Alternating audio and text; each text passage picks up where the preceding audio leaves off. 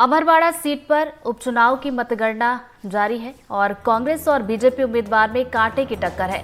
18वें round के बाद BJP के प्रत्याशी कमलेश शाह फिर से आगे हो गए और 692 वोटों से बीजेपी प्रत्याशी कमलेश शाह इस वक्त आगे चल रहे हैं। तो अमरवाड़ा उपचुनाव में 20 राउंड की काउंटिंग हो रही है और अब ये जो ताजा अपडेट आई है उसके मुताबिक एक बार फिर से बीजेपी के प्रत्याशी कमलेश शाह यहां पर आगे दिखाई दे रहे हैं। तो देखिए, थोड़ी देर के बाद स्थिति और भी ज्यादा स्पष्ट हो जाएगी कि आखिर अमरवाड़ा उपचुनाव की जंग किसने जीती है। तो फिलहाल बता दें 692 वोटों से बीजेपी के प्रत्याशी कमलेश शाह आगे चल रहे हैं।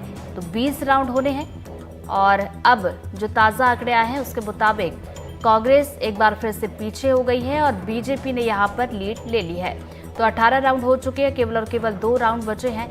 और शुरुआत में हमने देखा कि जब काउंटिंग शुरू हुई थी तो बीजेपी के प्रत्याशी लीड बनाए हुए थे, लेकिन 2 राउंड के बाद कांग्रेस के जो प्रत्याशी है धीरेन्द्र शाह ने लीड बनाई। 4-5 राउंड तक वो आगे चले और उसके बाद एक बार फिर से बीजेपी, उसके बाद फिर से कांग्रेस और एक बार फिर से अब 18 राउंड के बाद बीजेपी के प्रत्याशी कमलेश शाह यहाँ पर आगे नजर आ रहे हैं। तो केवल और केवल 2 राउंड बचे हैं। 2 राउंड की काउंटिंग होने के बाद नतीजे जो है पूरी तरीके से सामने आ जाएंगे कि अमरवाड़ा उपचुनाव आखिर बीजेपी जीत रही है, कांग्रेस जीत रही है। हालांकि देखिए, त्रिकोणीय मुकाबले को लेकर यहाँ पर चर्चा थी, बीजेपी, कांग्रेस और गोंडवाना गणतंत्र पार्टी।